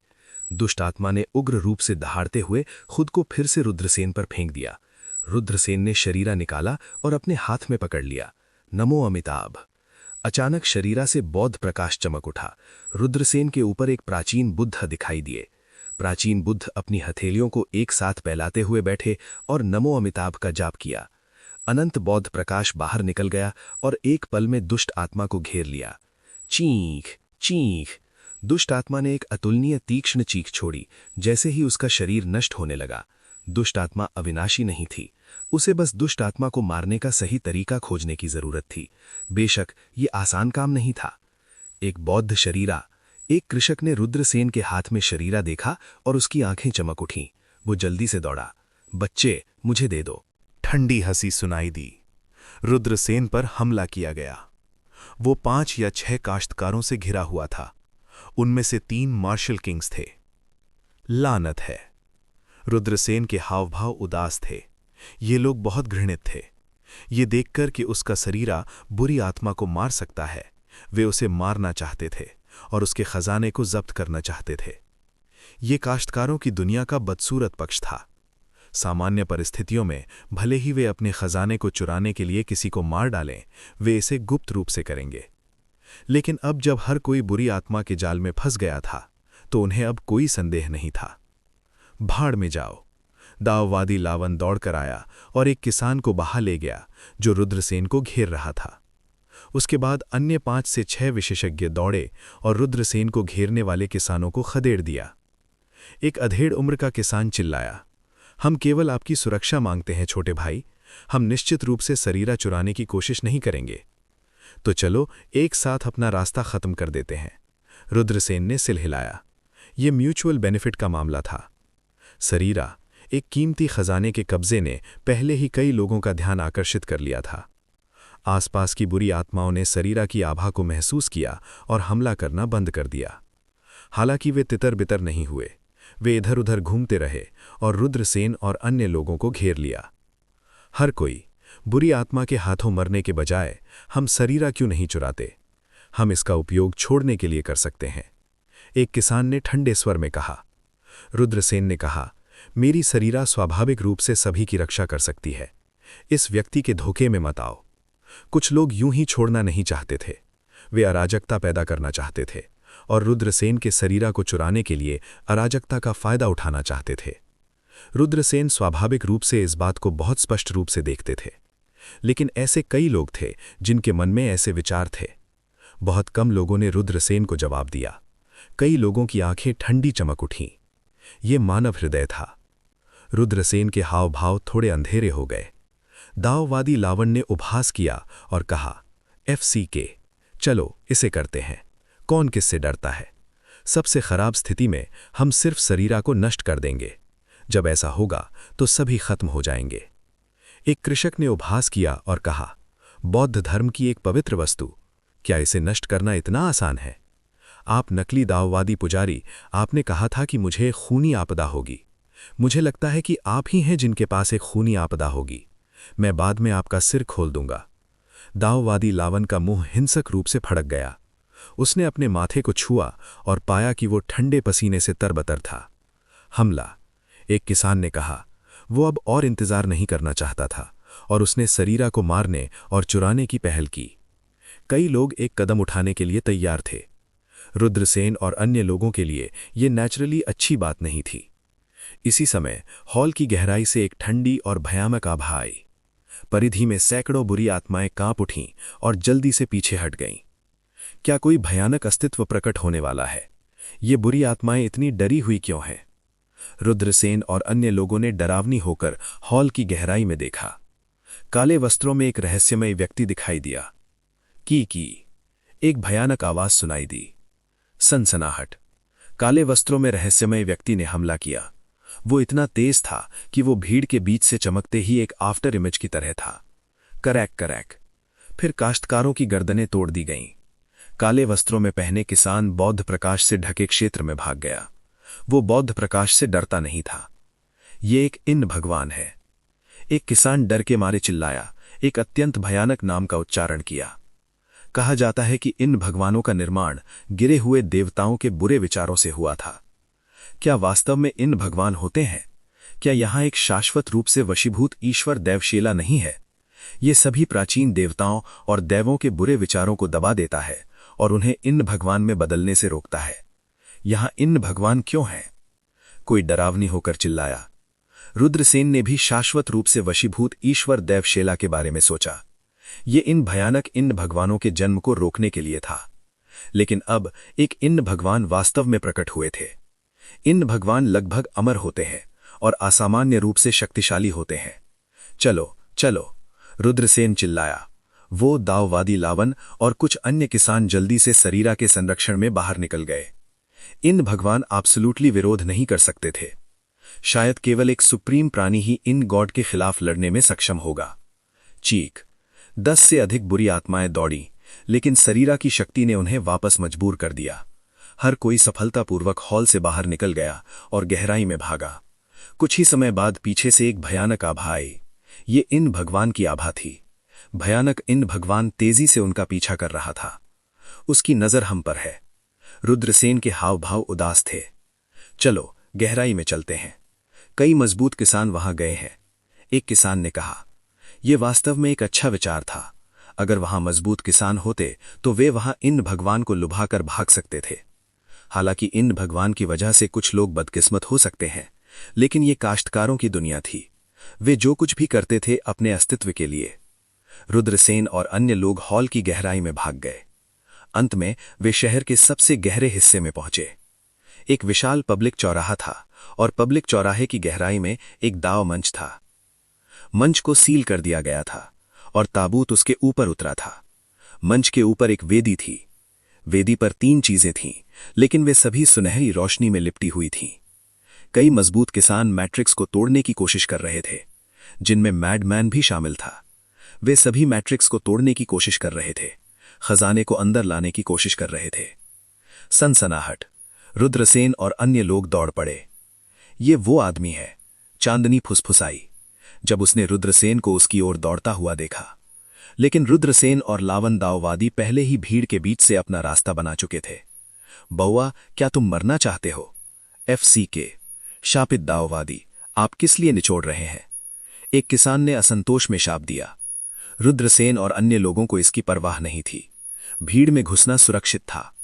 इन भगवान दौड़कर आए और परिधि पर काश्तकारों पर हमला करना शुरू कर दिया। PU। तुरंत ही इन भगवान के तेज पंजों के नीचे 10 से अधिक काश्तकारों की दुखद मौत हो गई। उनकी तीखी चीखों ने कई लोगों को चौंका दिया। यहां तक कि महान किसान जो मैट्रिक्स को तोड़ने की कोशिश कर रहे थे, वे भी चिंतित थे। ये इन भगवान है। कई महान काश्तकारों ने काले वस्त्र पहने कल्टीवेटर को देखा और उनके हाव भाव बदसूरत हो गए। छोटे बब्बा, तुम्हारी यहां यिन भगवान को लुभाने की हिम्मत कैसे हुई? आप मौत को डेट कर रहे हैं। शापित ताओवादी पुजारी, तुम बहुत अनैतिक हो। तुमने यहां यिन भगवान को लुभाने की हिम्मत कैसे की? काश्तकारों के समूह ने रुद्रसेन, ताओवादी पुजारी और अन्य लोगों को क्रूरता से देखा। ताओवादी पुजारी ने कहा, हम बस भाग रहे थे, हमें नहीं पता था कि गहराई में इतने सारे लोग थे। कोई भी लावन ताओवादी पुजारी पर विश्वास नहीं करेगा। कुछ लोग गुस्से में दिखे। वे रुद्रसेन, लावन ताओवादी पुजारी और अन्य लोगों पर हमला करना चाहते थे। यदि आप हमला करना चाहते हैं तो अंत में दोनों पक्षों को नुकसान होगा, रुद्रसेन ने उदासीनता से कहा। अंत में जो किसान हमला करना चाहते थे वे पीछे हट गए। यिन भगवान बेहद भयानक था और इसकी की भयानक थी, ये अन्य काश्तकारों पर टूट पड़ा। यिन भगवान? पागल आदमी भयावह रूप से हंसा। वो दाव प्लेटफॉर्म से उठा और यिन भगवान पर टूट पड़ा। पागल आदमी स्वाभाविक रूप से दूसरों की मदद नहीं करना चाहता था, वो सिर्फ यिन भगवान को निगलना चाहता था। बैंग! एक पृथ्वी विखंडित करने वाली शॉकवेव बाहर निकली, क्योंकि पागल दानव और यिन भगवान एक दूसरे के खिलाफ हिंसक रूप से टकराए, जिससे शून्य लगभग टूट गया। Thump thump thump thump. वे दोनों लगातार पीछे हटते रहे। प्रत्येक कदम के साथ हवा में लहरें दिखाई दीं और ऐसा लग रहा था कि ये किसी भी क्षण बिखर जाएगा। ये 2 लोग बहुत भयानक थे, पागल आदमी और यिन भगवान दोनों। पागल आदमी की उत्पत्ति रहस्यमयी थी और यिन भगवान की मृत्यु के बाद एक भगवान के बुरे विचारों से बना था। उनमें से किसी से भी निपटना आसान नहीं था और अब वे हवा में एक दूसरे का सामना कर रहे थे। पागल आदमी ने यिन भगवान पर हमला करना जारी नहीं रखा। वह स्पष्ट रूप से यिन भगवान की ताकत से डरता था। ये यिन भगवान बहुत मजबूत है। मुझे नहीं लगता कि हम उसे पवित्र सम्राट के हथियार या महान सम्राट के हथियार से मार सकते हैं, ताओवादी पुजारी ने फुसफुसाया। पवित्र सम्राट और प्राचीन सम्राट साधना के शिखर थे, वे देवता थे।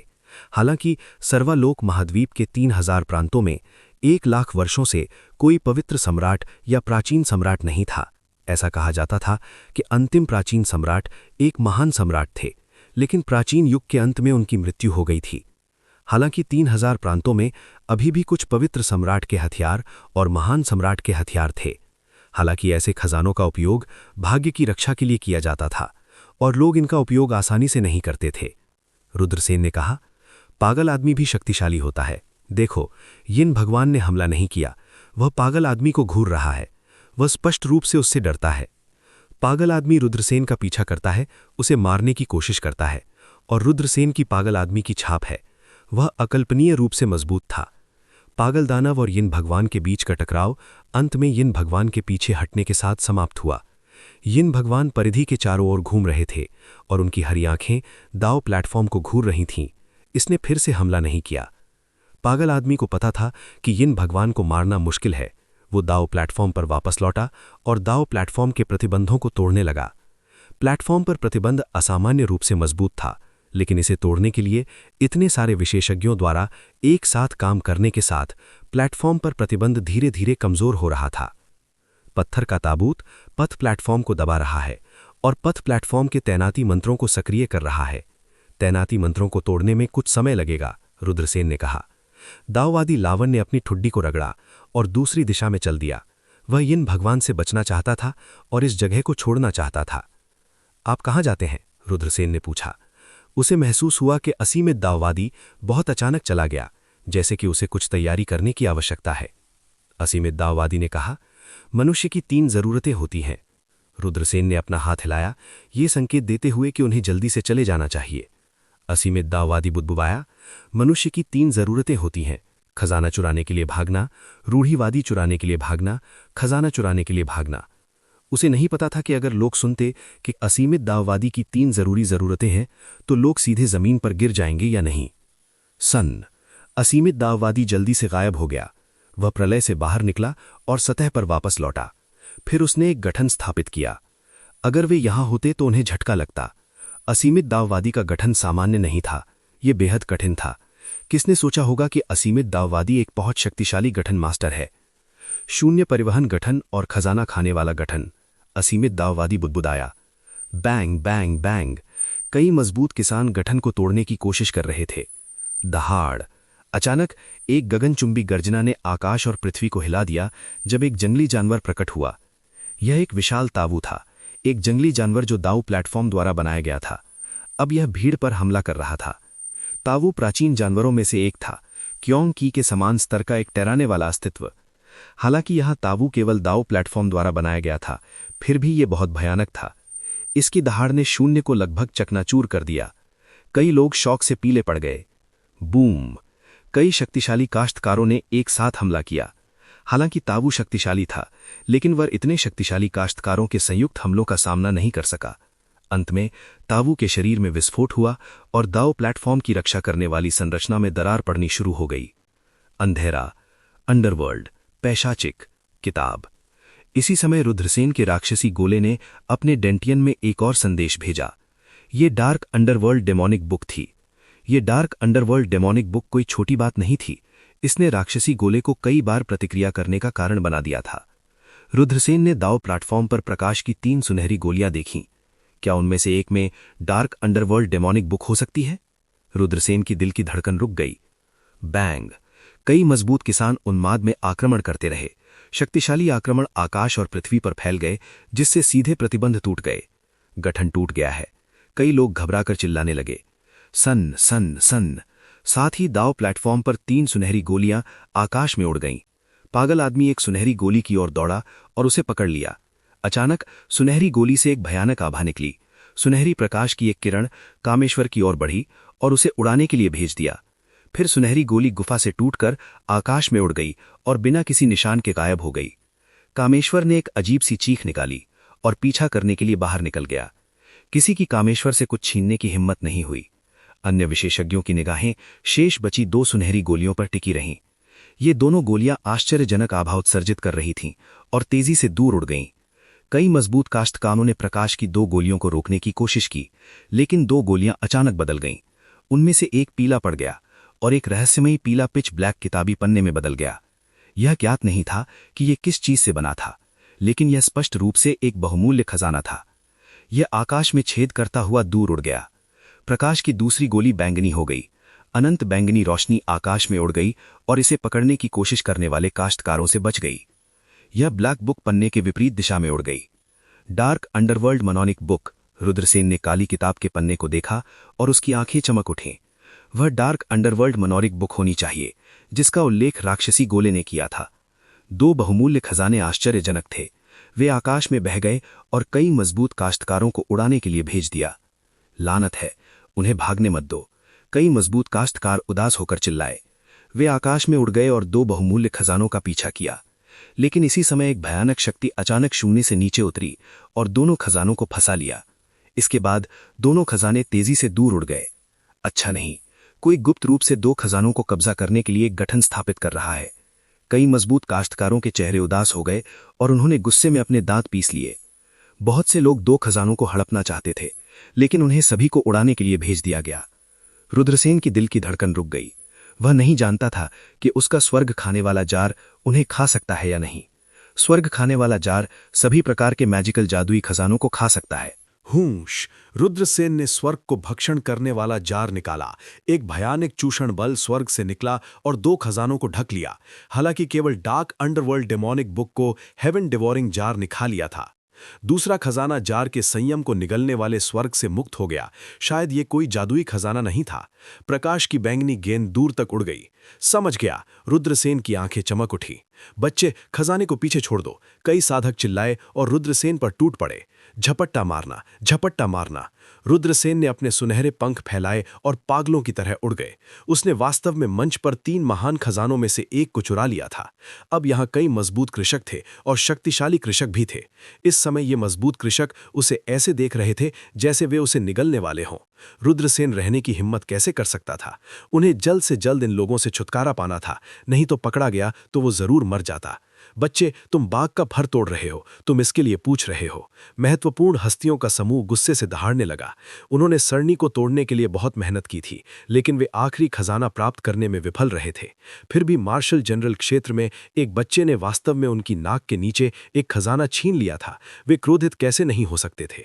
उनकी आंखें आग उगल रही थीं। वे रुद्रसेन को टुकड़ों में काटने के अलावा और कुछ नहीं चाहते थे। ये मजबूत साधक आकाश में उड़ गए और रुद्रसेन का पीछा किया। रुद्रसेन बेहद उत्साहित थे। ज़ुआनमिंग राक्षसी पुस्तक एक खजाना था जिसने राक्षसी मोती को कई बार हिंसक रूप से कंपन करने का कारण बना दिया था। अब उसने आखिरकार उस पर अपना हाथ रख लिया था। हालांकि रुद्रसेन के पास ज़ुआनमिंग राक्षसी पुस्तक का अध्ययन करने का समय नहीं था। बहुत सारे मजबूत कृषक उस पर लालच से नजर रख रहे थे और वे सभी उसे टुकड़ों में काटना चाहते थे। उसने समय बर्बाद करने की हिम्मत नहीं की। समय ही जीवन था। 20 से अधिक महत्वपूर्ण हस्तियां उसका पीछा कर रही थीं। वे सभी बेहद भयानक थे। वे उसे एक हथेली के प्रहार से मार सकते थे। यदि ये मार्शल जनरल क्षेत्र में एक साधारण कृषक होता तो वे उसे बहुत पहले पकड़ लेते। केवल रुद्रसेन ने सुनहरे पंखों में महारत हासिल की थी और बिजली की तरह तेज था, अन्यथा ये लोग उसे पकड़ लेते।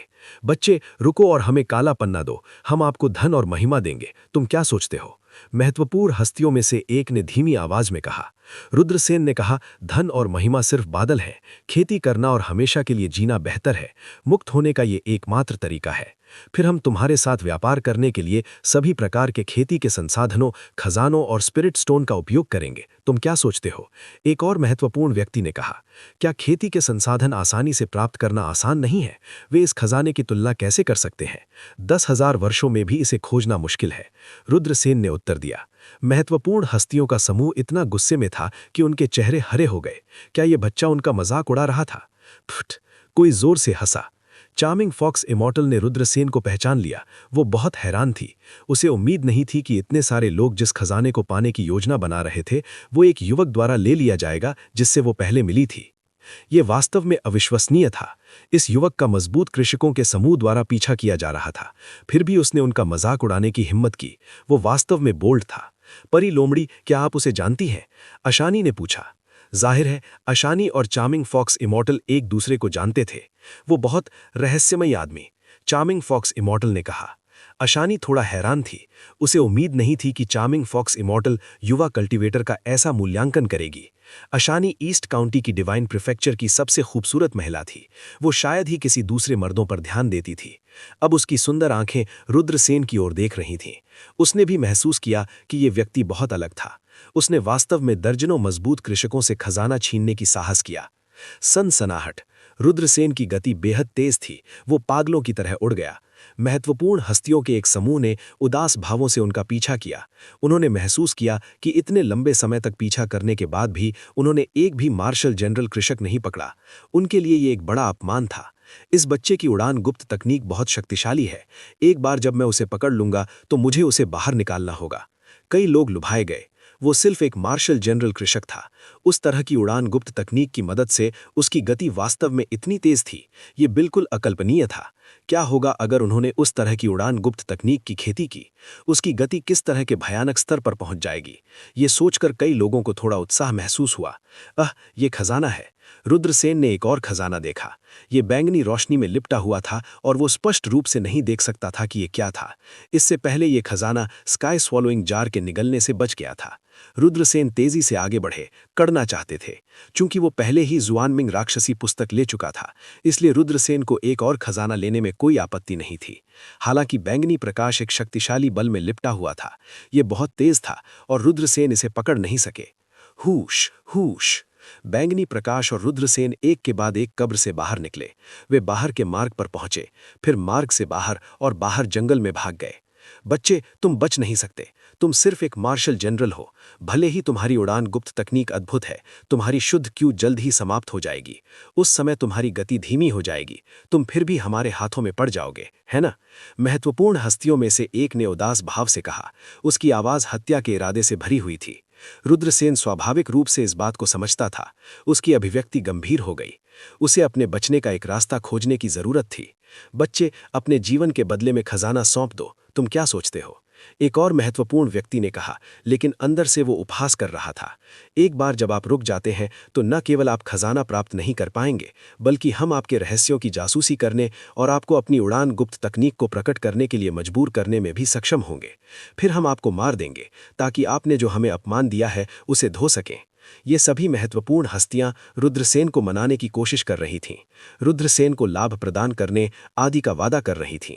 हालांकि रुद्रसेन अविचलित रहा। कृषकों की दुनिया आपसी धोखे और षड्यंत्र से भरी हुई है। अगर कोई इन लोगों पर इतनी आसानी से विश्वास कर लेता तो उन्हें यह भी पता नहीं चलता कि उनकी मृत्यु कैसे हुई। बच्चे, तुम्हें हमारे प्रस्ताव पर विचार करना चाहिए। काला पन्ना सौंप दो और हम तुम्हें जीने देंगे। एक और महत्वपूर्ण व्यक्ति ने रुद्रसेन को लुभाने की कोशिश की। रुद्रसेन की अभिव्यक्ति उदासीन थी। स्वर्ग और पृथ्वी का खजाना केवल उन्हीं को प्राप्त हो सकता है जो भाग्य में है। अगर ये खजाना मेरा है तो इसका मतलब है कि ये आपके साथ रहने के लिए नहीं था। तुम इतने जिद्दी क्यों हो? महत्वपूर्ण हस्तियों का समूह इतना गुस्से में था कि उनके मुंह टेढ़े मेढ़े होने वाले थे। उन्हें वास्तव में मार्शल जनरल चींटी द्वारा सबक सिखाया जा रहा था। इससे वे बेहद उदास हो गए। जब उन्होंने देखा कि रुद्रसेन इतना जिद्दी है तो उन्होंने कुछ और नहीं कहा और जल्दी से उनका पीछा किया। पास की पर्वत श्रृंखला में लावान दाववादी ने उत्साह से अपने हाथ रगड़े। हाँ, मुझे एक अमर खजाने की आभा महसूस हो सकती है। ऐसा लगता है कि मैं सफल हो गया हूँ। मैं वास्तव में अमीर हूँ। दूर से एक चौंकाने वाले उतार चढ़ाव आए और लावान दाववादी ने प्रकाश की एक गेंद को उड़ते हुए देखा। खजाना यहाँ है। लावान दाववादी इतना उत्साहित था कि वो लगभग कूद गया। उसने जानबूझकर गब्र की गहराई से खजाने को पकड़ने के लिए बाहर एक बड़ी संरचना स्थापित की थी। अब लावान दाववादी ने वास्तव में ये उपलब्धि हासिल कर ली थी। हालांकि उसने मूल रूप से 2 खजाने कब्जे में कर लिए थे और उनमें से एक को रुद्रसेन ने खा लिया था। होश होश। कई शक्तिशाली काश्तकारों ने प्रकाश की बैंगनी गेंद के पीछे उड़ान भरी। लावान दाववादी ने इसकी गणना की थी, इसलिए उसने सफल होने के बाद भागने के लिए एक शून्य टेलीपोर्टेशन गठन स्थापित किया था। लावन दाववादी को आश्चर्य हुआ कि प्रकाश की बैंगनी गेंद के पीछे चलने वाला पहला व्यक्ति वास्तव में रुद्रसेन था। अरे, ये वास्तव में शापित दाववादी है। जब उन्होंने जंगल में लावन दाववादी को देखा तो रुद्रसेन का मुंह फड़क गया। इस आदमी ने कहा था कि लोगों की 3 जरूरतें होती हैं। रुद्रसेन ने सोचा कि लावन दाववादी खुद को राहत देने के लिए जगह की तलाश कर रहा था, लेकिन उसे उम्मीद नहीं थी कि लावन दाववादी वास्तव में बाहर भाग गया था और कब्र की गहराई में दर्जनों शक्तिशाली काश्तकारों के खिलाफ साजिश रची थी। वो था जिसने 2 खजानों पर कब्जा कर लिया था। रुद्रसेन तेजी से लावन दाववादी की ओर दौड़े। वो जानता था कि इस शापित दाववादी के पास निश्चित रूप से बचने का एक रास्ता होगा। शापित दाववादी, ये तुम हो। ये दाववादी उस बटोला के साथ मिली भगत में है। उन्हें पकड़ो और टुकड़ों में काट दो। कई शक्तिशाली काश्तकारों ने अपने दांत पीस लिए जब उन्होंने लावन दाववादी को देखा। वे उसे टुकड़ों में काटने के अलावा और कुछ नहीं चाहते थे। लावन दाववादी डर के मारे पीछे हट गया। प्रकाश की बैंगनी गेंद तेजी से उड़ गई और लावन दाववादी द्वारा एकत्र की गई। फिर लावन दाववादी ने शून्य टेलीपोर्टेशन गठन को सक्रिय किया और बिना किसी निशान के गायब हो गया। ये एक शून्य टेलीपोर्टेशन गठन है। रुद्रसेन की आंखें चमक उठीं। टेलीपोर्टेशन फॉर्मेशन बंद होने से पहले वो भी उसमें घुस गया और गायब हो गया। लानत है, उन्हें भागने मत दो, कोई गुस्से से चिल्लाया। टेलीपोर्टेशन गठन बंद होने से पहले 3 शक्तिशाली काश्तकार भी इसमें घुस गए और गायब हो गए। उसके बाद टेलीपोर्टेशन गठन बंद हो गया। रुद्रसेन, लावन दाववादी और 3 शक्तिशाली काश्तकार टेलीपोर्टेशन फॉर्मेशन के माध्यम से चले गए। बाकी लोग पीछे रह गए। वो शापित दाववादी, उसकी हिम्मत कैसे हुई कि वो हमारे खिलाफ साजिश रच सके? और वो बव्वा, वो वास्तव में टुकड़ों में काटे जाने के हकदार है। कई बड़े शॉट्स पागलों की तरह दहाड़ने लगे। उनके चेहरे विकृत हो गए थे। उन्होंने दाव प्लेटफॉर्म को तोड़ने के लिए बहुत मेहनत की थी, लेकिन 2 लोगों ने खामी का फायदा उठाया था और उनकी नाक के नीचे 2 खजाने चुरा लिए थे। इसके अलावा ये दोनों काश्तकार बहुत शक्तिशाली नहीं थे। उनकी नज़र में वे चींटियों की तरह ही थे। ठीक इन चींटियों की वजह से ही ये विशेषज्ञ कितने उदास थे। यदि ये उनसे ज्यादा मजबूत काश्तकार होता या उनके समान साधना स्तर का काश्तकार होता तो ये स्वीकार्य था। हालांकि ऐसे काश्तकारों द्वारा लूट लिया जाना जो उनके लिए चींटियों की तरह थे, उनके लिए बस एक बड़ा अपमान था। टेलीपोर्टेशन सराय ने एक सरल स्पेशल सुरंग बनाई। इसके माध्यम से यात्रा करना बाहर उड़ने की तुलना में दर्जनों गुना तेज होगा। दाववादी पुजारी, आप कमाल के हैं। आप वास्तव में इतने शानदार टेलीपोर्टेशन सराय स्थापित कर सकते हैं। रुद्रसेन ने आश्चर्य से अपनी जीभ क्लिक की। पहले तो उसे लगा था कि दाववादी लावन सिर्फ एक घोटालेबाज है, लेकिन बाद में उसे एहसास हुआ कि यह आदमी काफी जानकार था। अब जब उसने टेलीपोर्टेशन सराय देखी तो वो चौंक गया। केवल एक फॉर्मेशन मास्टर को पता होगा कि टेलीपोर्टेशन सराय स्थापित करना कितना मुश्किल था, लेकिन लावन ऐसा करने में कामयाब रहा था। ये दिखाने के लिए काफी था कि वो कितना भयानक था। लावन ने अपनी आंखें घुमाईं। वो रुद्रसेन के अजीब व्यवहार का तिरस्कार कर रहा था, लेकिन वो खुद से भी प्रसन्न लग रहा था। उसने सोचा कि रुद्रसेन का पीछा क्यों किया जा रहा था और पूछा, वे आपका पीछा क्यों कर रहे हैं? रुद्रसेन ने उत्तर दिया, आप गलत होंगे। दरअसल हम सभी उस खजाने का पीछा कर रहे हैं। मैं बस थोड़ा तेज हूं। लावन को स्पष्ट रूप से रुद्रसेन की बकवास पर विश्वास नहीं था। उसने अपनी आंखें घुमाई और दांत पीसे, जिससे क्रूर अभिव्यक्ति प्रकट हुई। आप में से ही एक ने खजाना चुराया है ना? लावन की कटौती बहुत सटीक थी। ये आदमी राक्षस की तरह बुद्धिमान था। रुद्रसेन ने इसे स्वीकार करने से इनकार कर दिया। बकवास, बहुत सारे विशेषज्ञ हैं, मैं इसे कैसे चुरा सकता था? बूम! पीछे से एक भयानक आभा महसूस की जा सकती थी। 3 महान हस्तियां उनका पीछा कर रही थीं। अच्छा नहीं है, वे मेरा पीछा कर रहे हैं। रुद्रसेन के हावभाव थोड़े बदल गए। ये 3 अद्वितीय विशेषज्ञ हैं। अगर वे उन्हें पकड़ लेंगे तो उनका अच्छा समय नहीं होगा। बव्वा और वो शापित दाववादी पुजारी, दोनों खजाने सौंप दो और तुम जीवित रह सकते हो। अन्यथा जब हम तुम्हें पकड़ लेंगे तो हम तुम्हें 1000 टुकड़ों में काट देंगे। महान हस्तियों में से एक ने निर्ममता से कहा। अरे, और आप अभी भी कह रहे हैं कि आपको खजाना नहीं मिला? रुद्रसेन को देखते ही लावन की आंखें उत्साह से चमक उठीं। रुद्रसेन ने लावन के हावभाव को देखकर कांप लिया। उसने अपनी मुट्ठी लहराई और कहा, मुझे परेशान मत करो, नहीं तो मैं तुम्हें पीट दूंगा। एक और महान हस्ती ने ठंडे स्वर में कहा, शायद हम बैठकर शांति से बातचीत कर सकते हैं। हम जो चाहते हैं उसके लिए आप जो चाहते हैं उसका आदान प्रदान कर सकते हैं। मेरी गांड का आदान प्रदान करो। लावन ने तिरस्कार पूर्वक अपनी मध्यमा उंगली उठाई। 3 महान हस्तियां इतनी गुस्से में थीं कि उनकी नाक टेढ़ी होने वाली थीं। ये एक नकली दाववादी पुजारी होना चाहिए।